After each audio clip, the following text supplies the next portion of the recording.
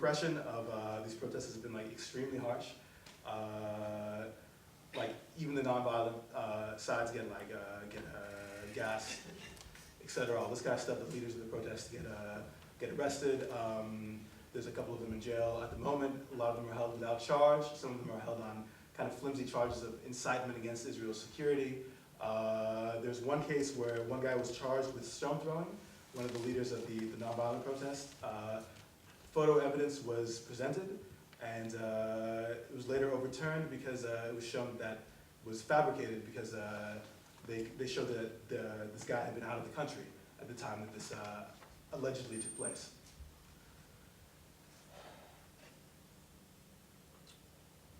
Here's a picture of one of the protests. A lot of times, it's kind of civil disobedience in addition to just like demonstrating. Like here's a lot of barbed wire that's in front of people's in between them and their land, and they're trying to like physically remove it themselves. Yeah, rubber bullets, rubber-coated steel bullets. Every now and then, live ammunition. It's definitely not policy, and it's definitely not as bad a situation as settler violence, but there is some police and military violence, of course. There was a 12-year-old kid that was shot in the head with live ammunition for using clippers on the fence a mile off from the main protest. Several people have been killed just by the fact that you shoot a rocket-propelled gas grenade. Like they're fucking scary. Like they go up in the middle of the air and explode in mid-flight and just shoot everywhere. And if you get hit with one of those, you're fucked up. You can get, many people have been put in a coma. Several people have died. There's actually a video that I'll spare you of a guy getting hit in the chest with one of them and bleeding to death right there. Ironically, he was one of the people most vocal against even stone throwing. Was one of the people 100% nonviolent. There's a obituary in Haaretz, the Israeli paper, by the father of his Israeli fiance. That's really moving. If any of you are interested in that.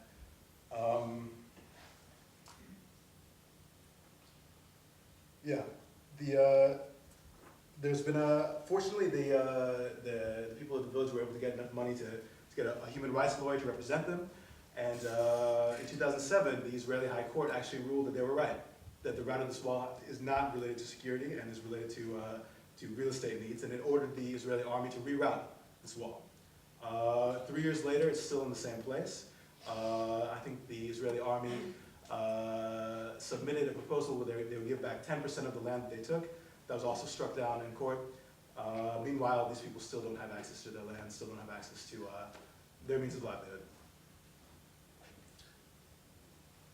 The other problem with this is a picture of the apartment buildings that are built on the land that legally belongs to these Palestinians. That was also addressed in the court hearing. They said that you're right, this was built without a permit, this was built on land they don't own, but the statute of limitations has passed and we can't do anything about it now. The apartment complex is stay.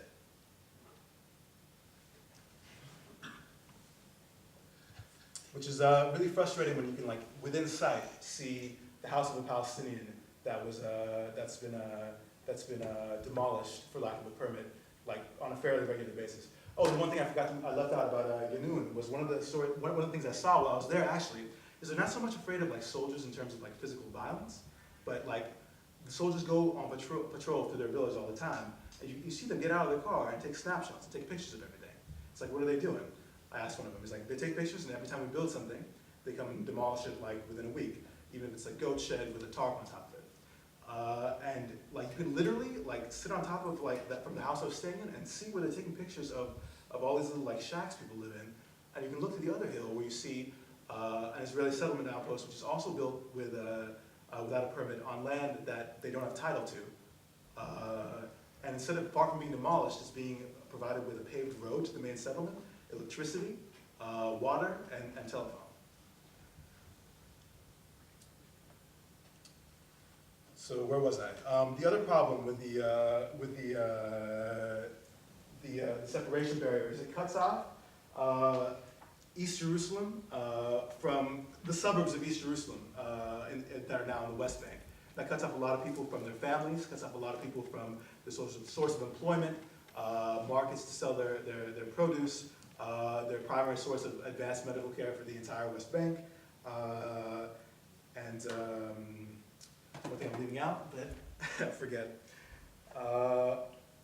And yeah, basically, it's kind of an attempt by the Israeli government openly wants to keep East Jerusalem as part of its state, despite the fact that it was also taken over in '67, and against the will of the people there. People there still consider themselves pretty strongly Palestinian and want to be part of a Palestinian state.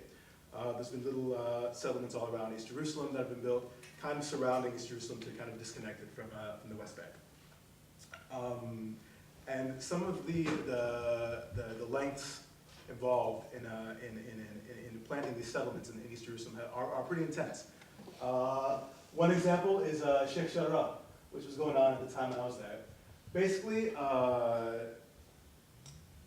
there are 25 Palestinian families living in 2 apartment complexes there that are facing eviction and going to be thrown out of the street. Several of them have already been thrown out of the street and are living in tents underneath stairwells and in tents on campsites on the sidewalk right outside their former house while settlers move in and take it over. And their claim is that this land belonged to a Jewish person before 1948. Now that's really hypocritical because all the people living there, every single Palestinian that's living there right now, was a refugee from West Jerusalem that had lost their homes during the '48 war as well. Lived in a refugee camp. The UN found this land, an empty plot of land, built some homes on it, and let these people move in, and said, we'll exchange your status as refugees if you buy a home here, with subsidies and help and all that. And that's what these people did. And the fact that they're saying a Jewish person who owned land before 1948 has the right to reclaim this property and kick these people onto the street and take it over for themselves. But these people who are also refugees and own property just a few miles off don't have that same right. It's unbelievably hypocritical. And yeah, you go and you talk to these people and like that, again, hearing about this in the abstract way is one thing, but like when you sit there and like you're talking to a human being that this affects, like it's completely something else. Like I'm sitting there with this old man who's like 90 years old, who was a refugee, etc., all this kind of stuff. And we're sitting there, we're looking at his house, and it has like Israeli flags all over it, and this settler woman comes in with his kids. And he turns to me, and he's like, can you imagine how that makes me feel? Like, that's the house that I grew up in. That's the house my kids were born in. That's the house I raised my kids in. And this person, now I have to watch the person who took it away from me walk into it like she owns it. And I sit here on the street and I have nothing. Another time I was sleeping in a different place. I woke up in the morning and all the little kids are getting ready for school, and there's just this little girl, and she's like crying. Like, when do we get to go home? How long do we have to be out here? She's like crying. Why can't we just go home? And yeah. The one silver lining to that situation is the fact that there has been a lot of Israelis that have gotten really pissed off about this as well. And there's been a big protest movement going on against this.